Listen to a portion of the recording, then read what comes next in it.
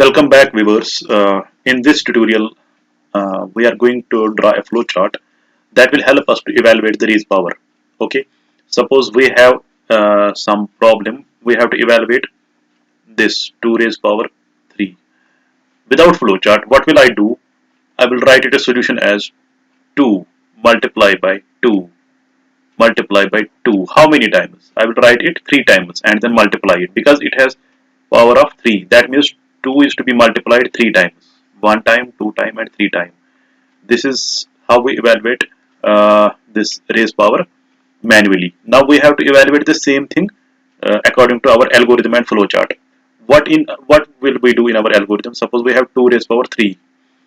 Since this means that suppose this 2 will be represented by x and this 3 will be represented by y. Now what I have to do, I have to declare some variable. Suppose p is some variable where I can hold this, where I can hold this first 2 and hold it here. Then I will multiply second 2 in this. Then I will multiply third 2. P will hold the product of all 2's. Okay. So I will erase this. Okay. Now what I am supposed to do here, I have to I have to write I have to initialize p by 1. Okay, product is 1 because if I will initialize it to 0, then I will multiply this 2 to this 0.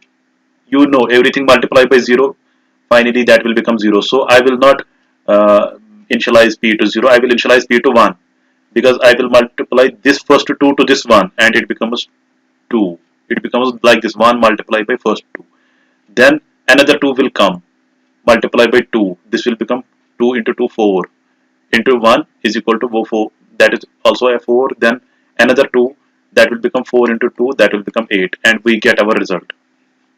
Okay, so I have initialized p to 1.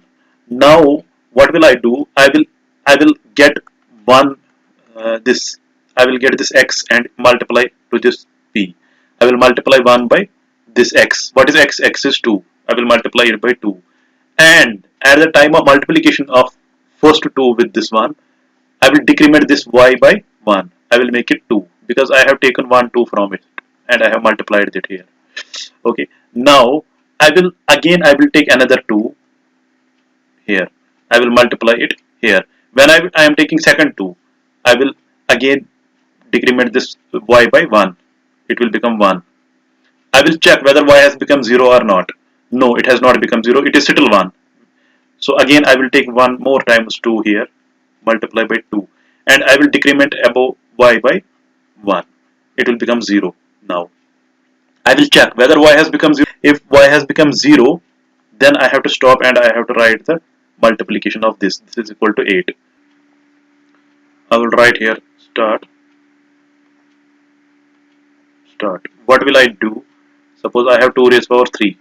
I will I will declare one variable x that will hold this base and I will declare another variable y that will hold this power.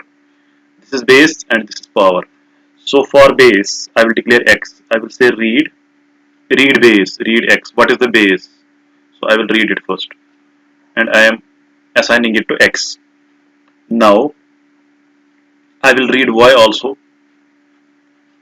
I have to read what is the power. So I will read y also. So x reads this 2 and y reads this 3. Okay. Now after that I will declare some variable where I can hold the product of all x's. Suppose I have 2 is the x. How many times 2 is to be multiplied, that is mentioned in y. And I will multiply this 2 to some 1 and that will be held by some variable. Suppose p, product variable, is equal to 1. Okay. I will declare some variable p and I will initialize it to 1. I cannot initialize it to 0 because if I will initialize it to 0, the whole term after multiplication will become 0. So after initializing p to 1, now I will place a check here. I have to check whether power has become 0 or not. At this moment this is not equal to 0, this is equal to 3. So I will write here if y is equal to 0. Okay. If no, if no, then I have to proceed further. If yes, if it has become 0, then I have to print x. Sorry, then I have to print product is hold it in this p variable. I have to print p, and then I have to stop. But if y is equal to, if y is not equal to 0, then I have to multiply each 2. I have to multiply each 2 with this p. So I have to multiply, I have to update p as p is equal to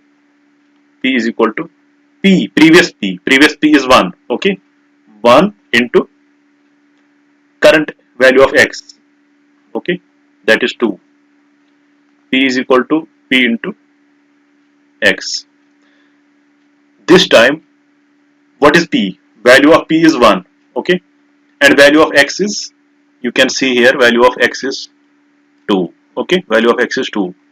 So I will write here 2. This is p and this is x. Now what is the expression? P is equal to, we have to update this p. P is equal to p into x. What is p? P is 1, okay. So I will write 1 here into x is 2. I will write 2 here. 2 into 1 is equal to 2. So product is 2 right now, okay. I will multiply it first 2, then what I am supposed to do, I am supposed to decrement y by 1. So y is 3 currently, out of which 1, 1, 2 I have multiplied here. P is equal to p into x. Now I have done this. P is equal to 1 was earlier. I have multiplied 1, 2 from it. If I have multiplied 1, 2, so I have to decrement above 3 by 1. It will become 2 then. So y is equal to y minus 1. So y is equal to y minus 1. Here I will write y is equal to y minus 1, because y, value of y is 3, as it is 2 power 3. Value of y is 3.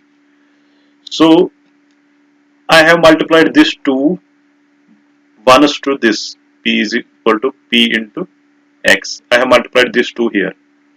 Now if I have multiplied this 2 once, so now I have to multiply it 2 times only, because one time I have multiplied it.